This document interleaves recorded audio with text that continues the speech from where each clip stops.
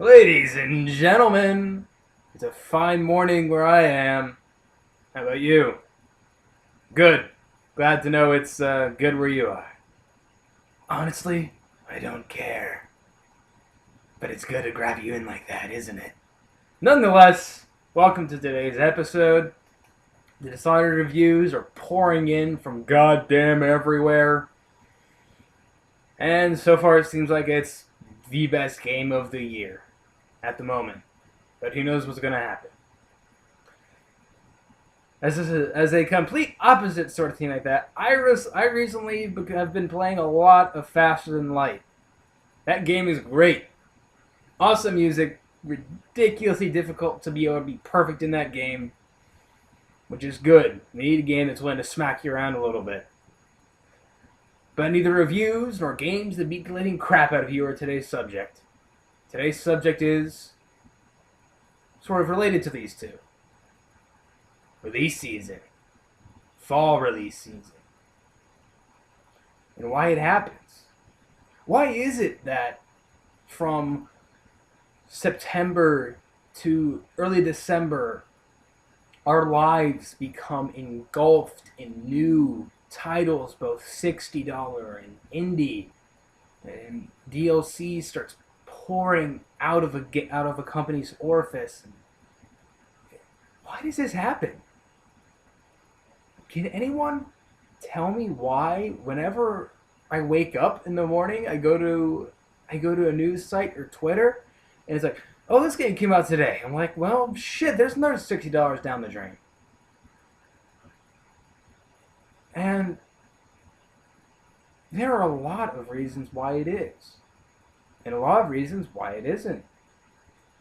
Now, when you think about when you want to release a game, you would think that, summer would be a great time, right? Everyone's out of school. Everyone wants a lot of free time.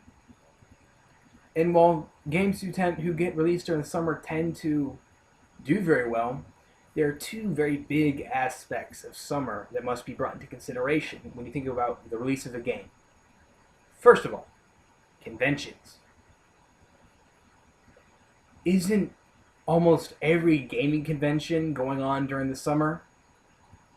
RTX, E3, PAX, QuakeCon. Those are four really big conventions going on during the summer. All during like June and July. And then usually these are bookended by events in September and in May. There's a PAX in May, I think. So that's a big thing for companies because it gets their game out to people who want to see it, who might want to play it. Believe it or not, companies, but a gamer wants to play your game to see if it's worth spending their $60. Please let them play your game at a industry event. And it's also really good for, especially in the case of E3, satisfying a more public face. I'm definitely not the person who watches E3 just to see if they announce the new Call of Duty. I'm the person who watches E3 to see if when they announce the new Call of Duty, they announce all of the little minutia with it.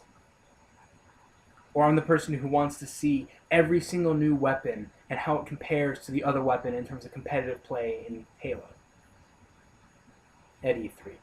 And E3 isn't good for that. PAX is. PAX is definitely good for that. Haven't been to one yet. Plan on it. I'll do a full episode on conventions soon enough. But the other really big summer thing is, you know how I mentioned that, people, they're on their summer breaks and the kids have free time. You know who makes these games? Real people. Real people who have real jobs and have kids. So they might also want to take a break when everyone else is also taking a break. Now, granted, there's a time after release where people just do this big exhale. The game has been made gold and it's shipped, and they go back to working on it again. QA. And these people are just as important to the game making process as the people who advertise it and the people who play it. And summer is their good time to take that breath of fresh air before the game comes out. So if everyone takes that breath of fresh air and the company comes back together, then they can really put this next 4 months into making the game real good, like really good. And that's sort of why they come out at that point in time. At least from the company's standpoint, the production company. But what other factors could go in there? I mean, if you think about, I went to a November release last year, 2 November releases last year for Midnight, and it was cold. Only devoted people will stand in line when it's freezing freaking cold. It's during the summer. Oh, it'd be warm at night. Well, yeah, it would be. But, to be honest, I don't know why. I can make speculation.